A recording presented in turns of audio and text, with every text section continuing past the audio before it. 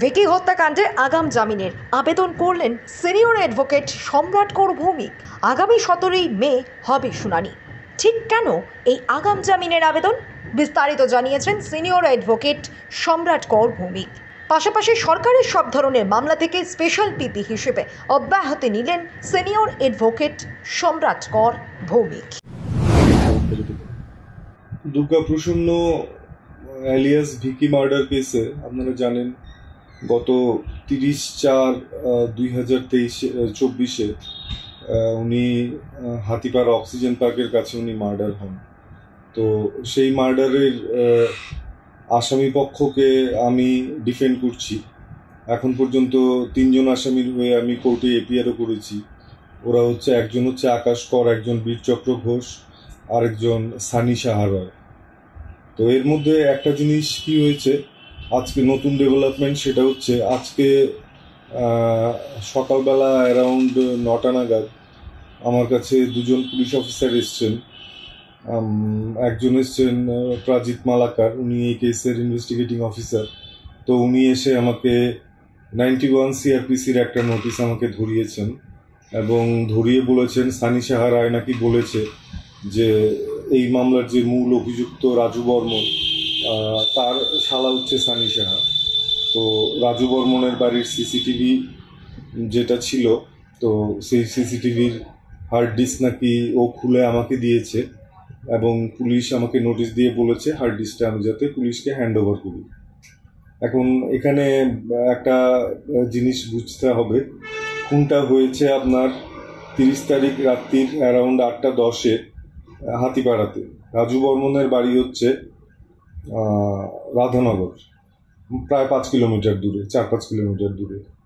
এখন ধরুন যে কেউ, ধরুন আপনি, আপনার নামে এখন একটা এফআইআর হলো যে এই ভিকি হত্যা মামলায় পুলিশ আপনাকে খুঁজছে। তো তখন আপনি কি বলবেন যে আমি তো 7ও জানি না 5ও জানি না, আমি তো যেদিন খুন হয়েছে সেদিন তো আমি আমার বাড়িতে বসে বিকেল 5টা থেকে আমি রাত্রি 11টা পর্যন্ত আইপিএল দেখছিলাম। তো এটা যদি আপনি বলেন, তখন আপনার ডিফেন্স কাউন্সিল, মানে আমি আপনাকে জিজ্ঞেস করবো যে আপনি যে এই কথাটা বলছেন আপনি এটা কিভাবে প্রমাণ করবেন।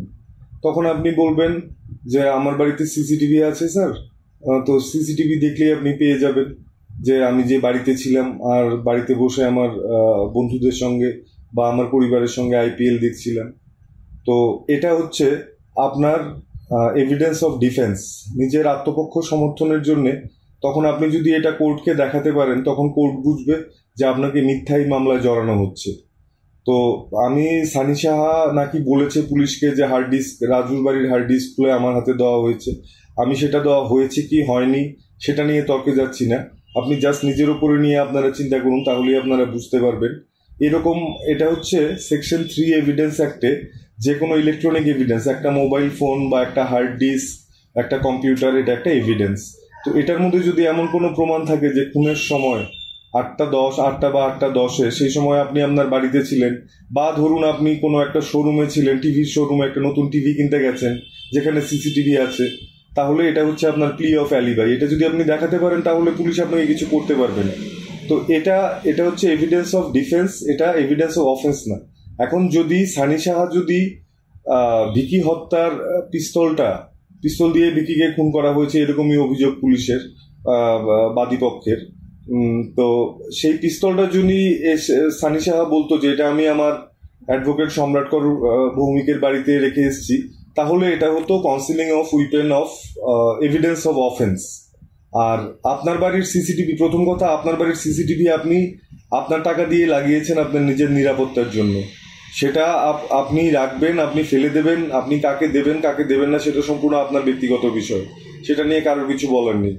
আর এটা মনে রাখবেন 5 কিলোমিটার দূরে কারোর বাড়ির সিসিটিভি ফুটেজ, তো সেটা যদি তার অ্যাডভোকেটের অ্যাডভাইসে, যদি, আমি আবারও বলছি দিয়েছে বলছি না, আমি বলছি যদি দেয়ও, তাহলে 201 আইপিসিতে সেটা কোনো অপরাধ না। 201 আইপিসিতে অপরাধ হচ্ছে যদি এই মামলায় ব্যবহৃত কোনো অস্ত্র বা ওরকম কোনো মেটেরিয়াল এভিডেন্স যেটা উইপেন অফ অফেন্স বা এভিডেন্স অফ অফেন্স, সেগুলো সানি সাহা এনে লুকিয়ে রাখলো আমার বাড়িতে অ্যাডভোকেটের কাছে, তখন এটা অপরাধ হয়ে যায়, তখন অ্যাডভোকেটও অপরাধের সঙ্গে যুক্ত হয়ে যায়। এখন আরেকটা উদাহরণ দিচ্ছি আমি, এটা হচ্ছে সিসিটিভি ফুটেজ। ধরুন সেই দিন যেদিন ঘটনা 30 এপ্রিল 2024, সেদিন আপনি বললেন যে আমি তো স্যার 28 তারিখ আমি বাংলাদেশ বেড়াতে গিয়েছিলাম পাসপোর্ট দিয়ে। তখন আপনার অ্যাডভোকেট আপনাকে বলবে যে আপনাকে তো বলছে আপনি 30 তারিখ সন্ধ্যে সময় 8টার সময় আপনি ভিকিকে খুন করেছেন গুলি করে, তাহলে আপনি কিভাবে প্রমাণ করবেন? তখন আপনি বলবেন যে স্যার আমার কাছে পাসপোর্ট আছে, তারপর আমি বাংলাদেশে থেকেছি সেটার হোটেলের বিল আছে, বা আমি কলকাতা গেছি সেটার টিকিট আছে, প্লেনের টিকিট, আমি 27 তারিখই চলে গেছি। সে আমি বললাম তো তারপর যে আপনি 30 তারিখ ফিরে আসেননি তার কি প্রমাণ?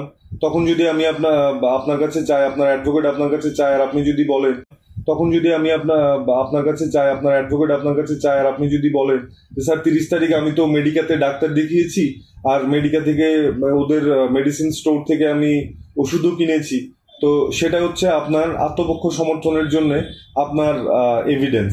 তো সেই এভিডেন্স আপনি পুলিশকে দিতে যাবেন কেন? সেটা তো আপনি আপনার অ্যাডভোকেটকে দেবেন যে আপনাকে বাঁচাবে কোর্ট থেকে, কারণ আপনি আপনার ডিফেন্স কাউন্সিলের কাছে গেছেন।